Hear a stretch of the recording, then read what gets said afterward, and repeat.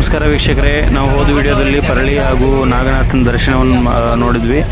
ಈಗ ನಿಮಗೆ ಈ ವಿಡಿಯೋದಲ್ಲಿ ನಾವು ಓಂಕಾರೇಶ್ವರ ಖಾಂಡ್ವಾ ಓಂಕಾರೇಶ್ವರದ ದರ್ಶನವನ್ನು ಮಾಡಿಸ್ತಾ ಇದ್ದೀವಿ. ನೀವು ಈ ವಿಡಿಯೋದಲ್ಲಿ ನೋಡ್ಬೋದು, ನಾವು ಓಂಕಾರೇಶ್ವರನ ದರ್ಶನಕ್ಕೆ ನಿಂತಿದ್ದೀವಿ. ತುಂಬ ರಶ್ ಇರುತ್ತೆ. ನೀವು ಸಾಧ್ಯವಾದರೆ ಬೆಳಗ್ಗೆ 4 ಗಂಟೆಯಿಂದ ಪೂಜಾ ಆರಂಭವಾಗಿ ನಿಮಗೆಲ್ಲರಿಗೂ ದರ್ಶನಕ್ಕೆ 6 ಗಂಟೆಗೆ ಅಂದರೆ ದರ್ಶನ ಆರಂಭವಾಗುತ್ತೆ. ರಾತ್ರಿ 9:30ವರೆಗೆ ದರ್ಶನ ಇರುತ್ತೆ. ಮಧ್ಯ ಕೆಲವೊಂದು ಟೈಮ್ ಬ್ರೇಕ್ ಇರುತ್ತೆ. ರಾತ್ರಿ ಶಯನಾರತಿ ಮುಗಿದ ನಂತರ ಎಲ್ಲರಿಗೂ ದರ್ಶನವನ್ನು 9:30 ಒಳಗಡೆ ಅಲ್ಲಿ ಗೇಟ್ ಒಳಗಡೆ ತೊಗೊಳ್ತಾರೆ. 9:30 ನಂತರ ಗೇಟ್ ಬಂದ್ ಮಾಡ್ತಾರೆ. ಅದಕ್ಕೋಸ್ಕರ ಯಾರಾದರೂ ದರ್ಶನ ಮಾಡ್ಕೊಳಕ್ಕೆ ಹೋಗೋರು 9:30 ಒಳಗಡೆ ಓಂಕಾರೇಶ್ವರ ದರ್ಶನಕ್ಕೆ ಹೋಗಬೇಕು.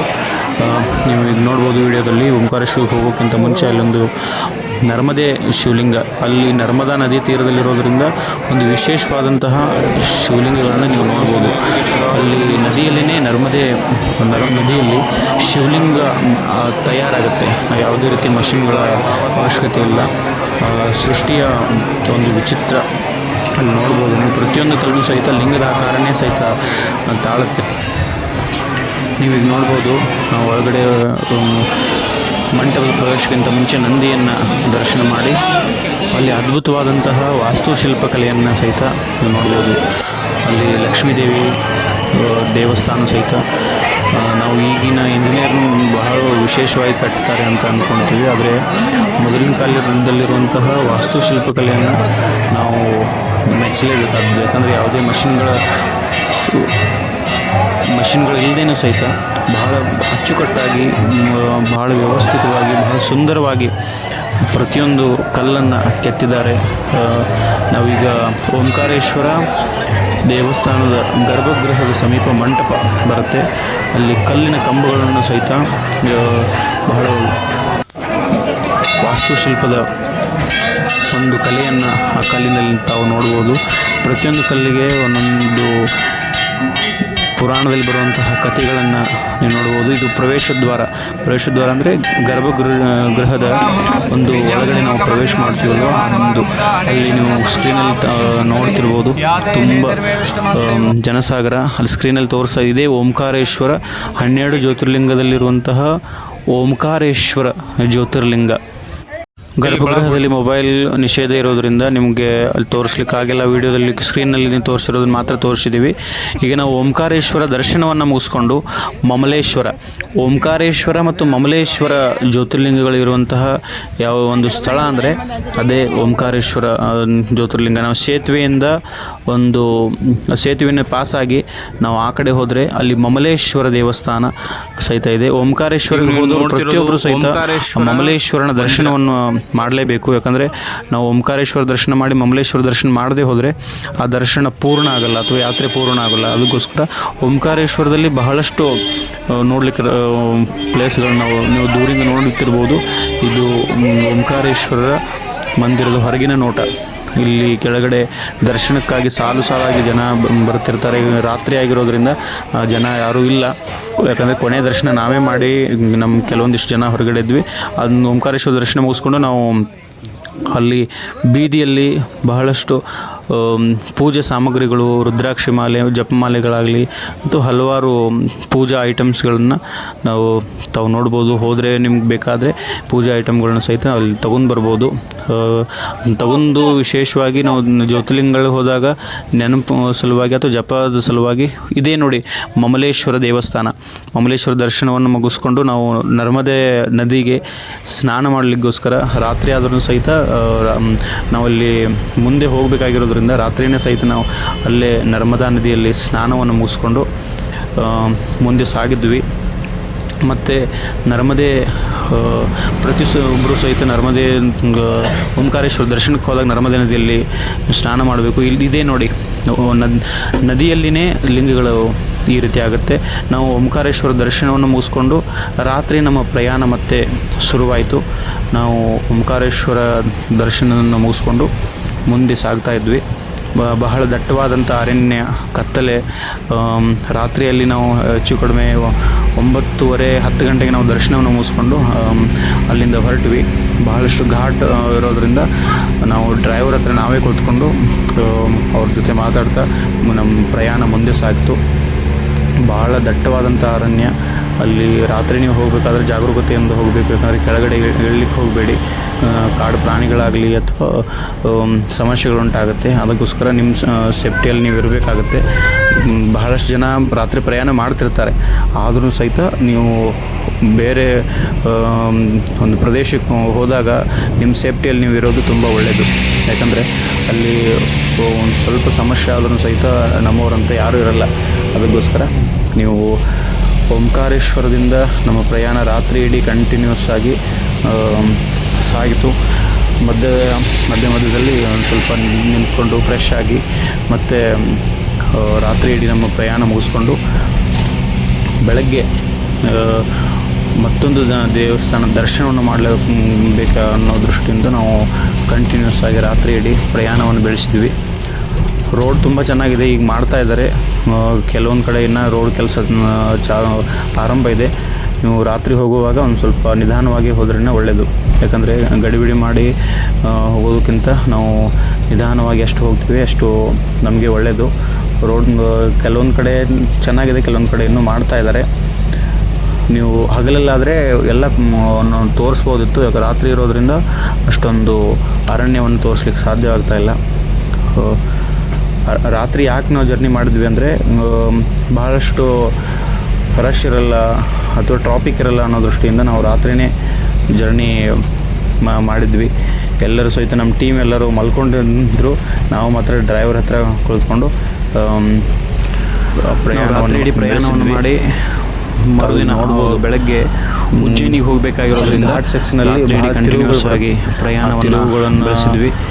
ನೀವು ನೋಡ್ಬೋದು ಈ ವಿಡಿಯೋದಲ್ಲಿ. ಮತ್ತು ನಡುವೆ ಯಾವ ರೀತಿ ಯಾವುದೇ ಒಂದು ಊರುಗಳಿಲ್ಲ ಸಮೀಪ. ನಾವು ನೋಡಿ ದೂರಗಳಾಗಿ ಬೆಳಗ್ಗೆ 4 ಗಂಟೆಗೆ ಕೆಲವೊಂದಿಷ್ಟು ನಾವು ಬಂದು ಸ್ನಾನವನ್ನು ಮಾಡಿ ಫ್ರೆಶ್ ಆಗಿ ಮತ್ತೆ ಉಜ್ಜಯಿನಿ ಮಹಾಕಾಲೇಶ್ವರನ ದರ್ಶನಕ್ಕಾಗಿ ನಾವು ನಮ್ಮೆಲ್ಲ ಟೀಮ್ ಸಹಿತ ಸೇರಿ ಉಜ್ಜಯಿನಿ ಮಹಾಕಾಲೇಶ್ವರ ದರ್ಶನವನ್ನು ಪಡಲಿಕ್ಕೆ ನಾವು ಹೊರಟಿದ್ದೀವಿ. ಅಲ್ಲಿ ಮೊಬೈಲ್ ಕೆಲವೊಂದು ಕಡೆ ನಿಷಿದ್ಧ ಇರೋದ್ರಿಂದ, ಪೊಲೀಸರು ಇರೋದ್ರಿಂದ ನಾವು ಅಷ್ಟೊಂದು ನಿಮ್ಮ ಕ್ಲಾರಿಟಿಯಾಗಿ ತೋರಿಸ್ಲಿಕ್ಕೆ ಆಗ್ತಾಯಿಲ್ಲ. ನೋಡಿ ನಮ್ಮ ಟೀಮೆಲ್ಲ ಹೊರಡ್ತಾ ಇದೆ. ಈಗ ನೀವು ಉಜ್ಜಯಿನಿಗೆ ಬಂದ್ರಿ ಅಂದರೆ ಪ್ರತಿಯೊಬ್ಬರು ಸಹಿತ ಬೆಳಗ್ಗೆ 4 ಗಂಟೆನೇ ಭಸ್ಮಾರತಿ ಅಂತ ಮಾಡ್ತಾರೆ. ಆ ಭಸ್ಮಾರತಿಗೆ ಸಾಧ್ಯ ಇತ್ತಂದರೆ ನೀವು ಹೋಗಬೇಕಾಗಿತ್ತಂದರೆ 2 ಗಂಟೆಗೆ ಅಲ್ಲಿ ಸ್ನಾನ ಮಾಡಿ ಇರಬೇಕಾಗತ್ತೆ. ಆನಂತರ 4 ಗಂಟೆಗೆ ಭಸ್ಮಾರತಿ ಮುಗಿಸ್ಕೊಂಡು ಬೆಳಗ್ಗೆ ಮತ್ತೆ 6 ಗಂಟೆಗೆ ಕರ್ಪೂರ ಆರತಿ ಇರುತ್ತೆ. ಆರತಿಗೂ ಸಹಿತ ನೀವು ಜಾಯ್ನ್ ಆಗ್ಬೋದು. 6 ಗಂಟೆ ನಂತರ ನೀವು ಎಲ್ಲ ಭಕ್ತರಿಗೆ ದರ್ಶನಕ್ಕಾಗಿ ಅವಕಾಶವನ್ನು ಕೊಡ್ತಾರೆ. ನಾವು ಇದು ಹೊರಗಡೆ ತೋರಿಸ್ತಾ ಇರೋ ದೃಶ್ಯ. ಇದು ಉಜ್ಜಯಿನಿಯ ಮಹಾಕಾಲೇಶ್ವರನ ದರ್ಶನ. ಅಲ್ಲಿ ಒಳಗೆ ಹೋಗೋಕ್ಕಿಂತ ಮುಂಚೆ ಹಣೆ ಮೇಲೆ ಮಹಾಕಾಲೇಶ್ವರನ ಒಂದು ಹೆಸರನ್ನು ಹಣೆ ಮೇಲೆ ತಿಲಕವನ್ನು ಇಟ್ಟುಕೊಂಡು ನಮ್ಮೆಲ್ಲ ಟೀಮ್ ಒಳಗಡೆ ಹೊರಟಿದ್ವಿ. ಇದೇ ನೋಡಿ ಉಜ್ಜಯಿನಿ ಮಹಾಕಾಲಿಗೆ ದರ್ಶನಕ್ಕೆ ಹೋಗಬೇಕಾಗಿತ್ತಂದರೆ ಭಾಳ ವ್ಯವಸ್ಥೆ ಆಗಿದೆ. ಅಲ್ಲಿ ಸ್ವಚ್ಛತೆ ಆಗಲಿ ಅಥವಾ ಅಲ್ಲಿ ಪ್ರತಿಯೊಬ್ಬ ಭಕ್ತರಿಗೆ ಯಾವುದೇ ರೀತಿ ತೊಂದರೆ ಆಗದೇ ಇರಲಿ ಅಂತ ಸ್ಕ್ರೀನ್ಗಳ ವ್ಯವಸ್ಥೆ ಆಗಲಿ, ಫ್ಯಾನ್ಗಳ ವ್ಯವಸ್ಥೆ ಆಗಲಿ, ಕುಡಿಯೋ ನೀರಿನ ವ್ಯವಸ್ಥೆ ಆಗಲಿ, ವಾಶ್ರೂಮ್ ವ್ಯವಸ್ಥೆ ಆಗಲಿ ಬಹಳ ವ್ಯವಸ್ಥಿತವಾಗಿ ಮಾಡಿದ್ದಾರೆ. ನಮ್ಮೆಲ್ಲ ಟೀಮ್ ಭಕ್ತಿಯಿಂದ ಶ್ರದ್ಧೆಯಿಂದ ಭಜನೆಯನ್ನು ಮಾಡ್ತಾ ಮುಂದೆ ಸಾಗ್ತಾಯಿದ್ರು. ಅಲ್ಲಿ ಒಳಗಡೆ ಉಜ್ಜಯಿನಿಯಲ್ಲಿ ಮೊಬೈಲ್ ನಿಷೇಧ ಇರೋದರಿಂದ ಸ್ಕ್ರೀನ್ನಲ್ಲೇ ಅಲ್ಲಿ ಏನೇನು ಆರತಿ ಆಗುತ್ತೆ, ಭಸ್ಮಾರತಿ ಆಗುತ್ತೆ ನಡೆಯುತ್ತೆ, ಅದನ್ನೆಲ್ಲ ಸಹಿತ ಸ್ಕ್ರೀನಲ್ಲಿ ತೋರಿಸುವ ಪ್ರಯತ್ನವನ್ನು ಅಲ್ಲಿ ಆಡಳಿತ ಮಂಡಳಿಯವರು ತುಂಬ ವ್ಯವಸ್ಥಿತವಾಗಿ ಮಾಡಿದ್ದಾರೆ. ನೀವು ಸ್ಕ್ರೀನಲ್ಲಿ ನೋಡ್ಬೋದು. ಈಗ ಉಜ್ಜಯಿನಿಯ ಮಹಾಕಾಲೇಶ್ವರ ಒಂದು ಥರ ನಾವು ದೇವಸ್ಥಾನದಲ್ಲಿ ಎಂಟ್ರಿ ಆದ ಕೂಡಲೇ ನಮ್ಮ ಮೈ ರೋಮಾಂಚನವಾಗುತ್ತೆ. ಒಂದೇನೋ ಒಂದು ಶಕ್ತಿ ನಮ್ಮ ಶಕ್ತಿ ಹತ್ರ ನಾವು ಹೋಗ್ತಾ ಇದ್ದೀವಿ, ನಮಗೇನೋ ಒಂದು ಫೀಲಿಂಗ್ಸ್ ಬರ್ತಾಯಿತ್ತು. ನೋಡಿ ನೀವೀಗ ಒಂದು ಸ್ಕ್ರೀನಲ್ಲಿ ನೋಡಿದ್ರೇ ಈ ಥರ ಅನಿಸುತ್ತೆ. ಇನ್ನು ರಿಯಲ್ ಆಗಿ ನಾವು ಹತ್ತಿರ ಹೋದರೆ ಮಾತ್ರ ತುಂಬ ಮೈಜುಮ್ ಅನ್ನೋ ಥರ. ಯಾಕಂದರೆ ಮಹಾಕಾಲೇಶ್ವರ ದುಷ್ಟಶಕ್ತಿಯ ನಿಗ್ರಹ ಸಲುವಾಗಿ, ಶಿಷ್ಟರ ರಕ್ಷಣೆ ಸಲುವಾಗಿ ಪರಶಿವನು ಮಹಾಕಾಲೇಶ್ವರನಾಗಿ ಅವತರಿಸಿ ಭಕ್ತರ ಉದ್ಧಾರ, ಭಕ್ತರ ರಕ್ಷಣೆಯನ್ನು ಮಾಡಿರುವಂತಹ ಒಂದು ದೃಶ್ಯ. ಲಿಂಗಕ್ಕೆ ಸುತ್ತಲೂ ಎಲ್ಲ ಬೆಳ್ಳಿಯ ಕವಚವನ್ನು ಮಾಡಿದ್ದಾರೆ. ಇದೇ ಲಿಂಗಕ್ಕೆ ಬಹಳ ಅಲಂಕಾರ ಮಾಡ್ತಾರೆ. ಸಾಯಂಕಾಲ ಬೆಳಗ್ಗೆ ಮತ್ತು ಸಾಯಂಕಾಲ ಮಧ್ಯಾಹ್ನ 3 ಹೊತ್ತು ಪೂಜೆ ನಡೆಯುತ್ತೆ. ವಿಶೇಷವಾಗಿ ಈಗ ನೀವು ನೋಡ್ಬೋದು ಮುಗಿಸ್ಕೊಂಡು ನಾವು ಮಂಟಪದ ಹತ್ತಿರ ಒಳಗಡೆ ಹೊರಟಿದ್ವಿ. ಅಲ್ಲಿ ಒಂದು ಪ್ರವೇಶ ದ್ವಾರ ಬರುತ್ತೆ. ಅದಾದ ನಂತರ ಈಗ ನಾವು ಗರ್ಭಗೃಹದ ಹತ್ರ ಸಮೀಪ ಬಂದಿದ್ದೀವಿ. ಅಲ್ಲಿ ಪೊಲೀಸ್ ಸೆಕ್ಯೂರಿಟಿ ಇರೋದ್ರಿಂದ ನಿಮಗೆ ಒಳಗೆ ಗರ್ಭಗೃಹದಲ್ಲಿರೋ ಮೂರ್ತಿ ತೋರಿಸ್ಲಿಕ್ಕೆ ಆಗಲಿಲ್ಲ. ನೀವು ಹೊರಗಡೆ ಬಂದಾಗ ಎಲ್ಲ ಮತ್ತು ದೃಶ್ಯಗಳನ್ನು ನೋಡ್ಬೋದು. ಈಗ ನಾವು ಹೊರಗಡೆ ಬಂದಿದ್ದೀವಿ. ಮತ್ತು ಇಲ್ಲಿ ಶ್ರೀಕೃಷ್ಣನ ಗುರುಕುಲವನ್ನು ತಾವು ವಿಡಿಯೋದಲ್ಲಿ ಈಗ ನೋಡ್ಬೋದು, ಮಾಹಿತಿಗಳನ್ನು ಹೇಳ್ತಾ ಇದ್ದಾರೆ. ओके, सबसे पहले अपन दर्शन करते सामने मंदिर दिख रहा है आपको सर्वेश्वर महादेव का. स्वयंभू मतलब समझते हो आप? स्वयंभू, हाँ. स्वयंभू मतलब स्वयं प्रकट है, बिलपत्र से ऊपर है, 6000 साल 700 वर्ष पुराना शिवलिंग है. सबसे पहले उसके दर्शन करेंगे अपन. फिर जिसके बाद चलते जहाँ पे श्री कृष्ण भगवान ने 14 विद्या प्राप्त करी थी, उसका पेंटिंग बना वो अंदर जी, वो आपको देखने को मिलेगा. उसके अपने को एक बार परिक्रमा लगाने का. ओके, इसके बाद चलता भगवान श्री कृष्ण भगवान बलराम सुदामा जी का पाठशाला है यहाँ पे, जहाँ पे उन्होंने शिक्षा प्राप्त करी थी. अपन ने अभी तक कृष्ण भगवान के हाथों में क्या देखा है? बांसुरी, चक्र बांसुरी देखा है. यहाँ पे आपको वो देखने को नहीं मिलेगा. यहाँ पे गुरु जी के सामने बैठे हुए पुस्तक लेते हुए हाथ में पढ़ाई करते हुए आपको देखने को मिलेगा. ये बड़ा मंदिर देख रहे हो आप, जिसमें 84 महादेव का नाम सुना आपने? जो हमारे उज्जैन में प्राप्त है 84 महादेव, नो नारायण नो सागर. जिसमें तो आता है अपना 40 नंबर पर आता है कुंडेश्वर भगवान का मंदिर. अपन शिव जी के सामने हर मंदिर में गए, अपन शिव जी के सामने नंदी जी महाराज को खड़ा देखा है, बैठा देखा अपन ने? बैठा देखा है. ये विश्व में ऐसा एक मंदिर है जहाँ पे आपको नंदी जी खड़ा देखने को मिलेगा यहाँ पे. ओके, सबसे पहले सर्वेश्वर का दर्शन करेंगे, 14 विद्या, फिर पाठशाला, फिर कुंडेश्वर भगवान दर्शन करके अपने को रिटर्न दूसरे अगले पॉइंट चलना है. ಭಾಳ ಒಳ್ಳೆಯ ಮಾಹಿತಿಯನ್ನು ನೀಡಿದರು.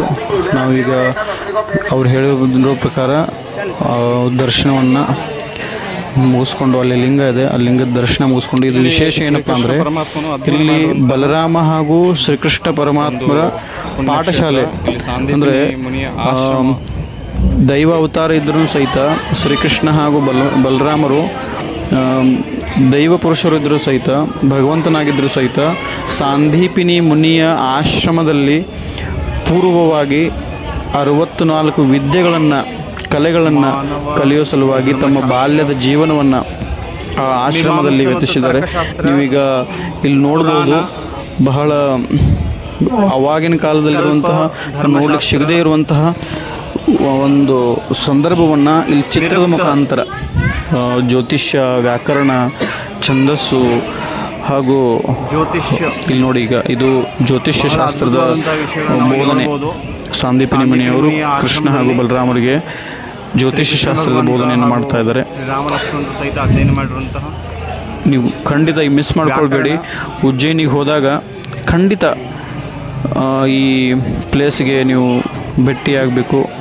ಮತ್ತು ಛಂದಶಾಸ್ತ್ರ ನೋಡ್ಬೋದು. ಈಗ ಇಲ್ಲಿ ವ್ಯಾಕರಣ ಶಾಸ್ತ್ರ ಹಾಗೂ ಶಿಕ್ಷಾ, ಕಲ್ಪ, ನಿರುಕ್ತ, ಇದು ಆಯುರ್ವೇದ,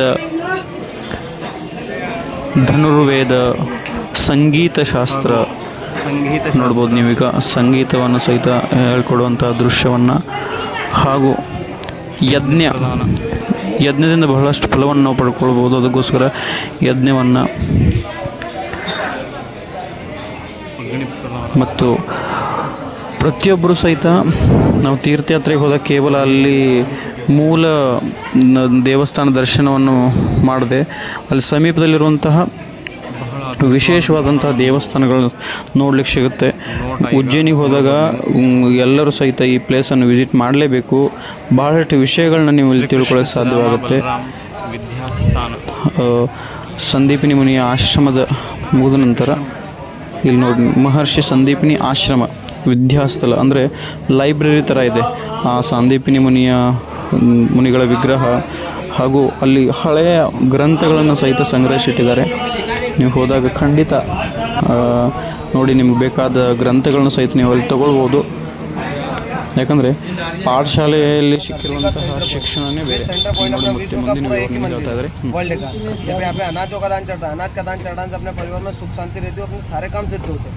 एक यही मंदिर है, अपन खाली हाथ नहीं जाते. यहाँ पे गर्भगृह में एंट्री मिलेगी शिवलिंग को टच करके. ठीक है, यहाँ पे अनाज का दान अपने हाथों से चढ़ाने वाले कुछ अपने हाथों से चढ़ाएंगे, कुछ पंडित जी चढ़ाएंगे. यहाँ पे जैसे कि विक्रमादित्य यहाँ पे अनाज का दान चढ़ाया तो उनका कर्ज मुक्त हुआ था। जैसे आप भी चढ़ाओगे तो आपका कर्ज, आपका जो भी काम रुका हुआ है वो सिद्ध होता। जैसे आपके बच्चे पढ़ाई में कमज़ोर है, उस यहाँ पे पुष्प की माला मिलती है, उस बच्चों के गले में डालो, आपके सारे काम सिद्ध होते हैं। ठीक है, बाकी जानकारी मैडम देंगे, जानकारी लेने खाली हाथ नहीं जाते बस, ठीक है ना। ಸಾಂದೀಪಿನಿ ಮುನಿ ಆಶ್ರಮ ದರ್ಶನ ಮುಗಿಸ್ಕೊಂಡು ಮತ್ತೊಂದು ವಿಶೇಷವಾದಂಥ ದೇವಸ್ಥಾನಕ್ಕೆ ನಾವಿಲ್ಲಿ ಬಂದಿದ್ದೀವಿ. ಈ ದೇವಸ್ಥಾನ ಏನಂದರೆ ನವಗ್ರಹಗಳಲ್ಲಿ ಒಂದು ಗ್ರಹವಾಗಿರತಕ್ಕಂತಹ ಮಂಗಳ ದೇವತೆಯ ಗ್ರಹ. ಇದು ವಿಶೇಷವಾದಂಥ ಗ್ರಹ, ಯಾಕಂದರೆ ಮಂಗಳ ಗ್ರಹ ನಾವು ನವಗ್ರಹಗಳಲ್ಲಿ ಎಲ್ಲ ನವಗ್ರಹ ಒಂದೇ ಕಡೆ ಸ್ಥಾಪನೆ ಮಾಡಿದ್ದನ್ನು ನೋಡ್ತೀವಿ. ಆದರೆ ಇಲ್ಲಿ ವಿಶೇಷವಾಗಿ ಒಂದು ಕೇವಲ ಮಂಗಳ ಗ್ರಹದ ಮಾತ್ರ ದರ್ಶನ ಇದೆ. ಇಲ್ಲಿ ಹಲವಾರು ಪೂಜೆ ಪುನಸ್ಕಾರಗಳು ನಡೀತಾ ಇದ್ವಿ. ನಾವು ಗರ್ಭಗೃಹಕ್ಕೆ ಒಳಗಡೆ ಬಂದ ನಂತರ ನಾವು ತ್ರಿಕೋನ ಮಂಡಲೆ ಅಡಕಧಾನ್ಯ ಸೌಕರ್ಯ ಭಗವಂತಂ ಅಂತ ಹೇಳ್ತೀವಿ. ಧರಣಿ ಗರ್ಭ ಸಂಭೂತಂ ವಿದ್ಯುತ್ ಕಾಂತಿ ಸಮಪ್ರಭಂ ಕುಮಾರಂ ಶಕ್ತಿ ಹಸ್ತಂ ತಮ್ಮ ಮಂಗಳಂ ಪ್ರಣಮಾಮ್ಯಂ. ತಾವು ನೋಡ್ಬೋದು ಈಗ ವಿಗ್ರಹ, ಮಂಗಳ ಗ್ರಹದ ವಿಗ್ರಹ, ಅದು ಮುಂದೆ ಲಿಂಗ ರೂಪದಲ್ಲಿ ಪೂಜೆಗೊಳ್ತಾ ಇದೆ. ಅಲ್ಲಿ ಎಲ್ಲರೂ ಸಹಿತ ನಾವು ಪೂಜೆಯನ್ನು ಮಾಡಿದ್ವಿ.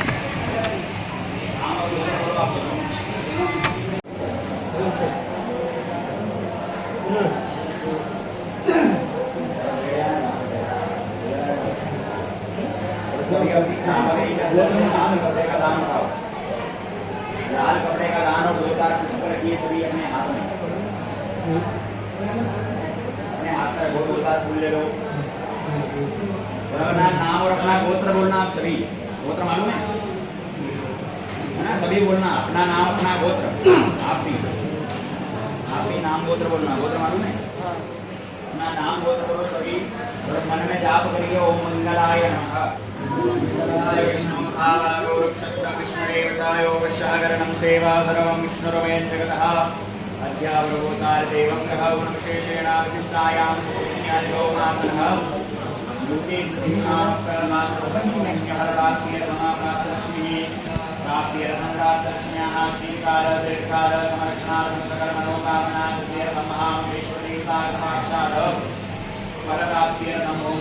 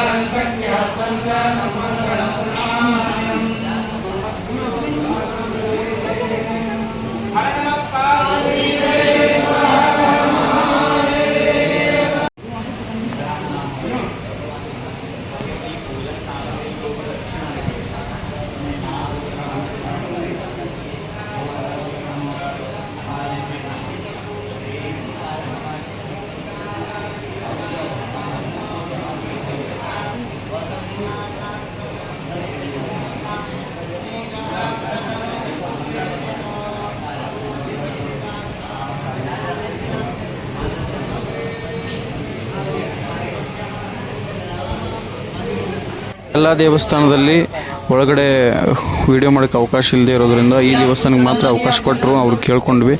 ಮತ್ತು ಹೊರಗಡೆ ಬಂದ ನಂತರ ನಾವು ನವಗ್ರಹಗಳನ್ನೇ ಲಿಂಗ ರೂಪದಲ್ಲಿ ಇಲ್ಲಿ ಪೂಜೆ ಮಾಡ್ತಾರೆ.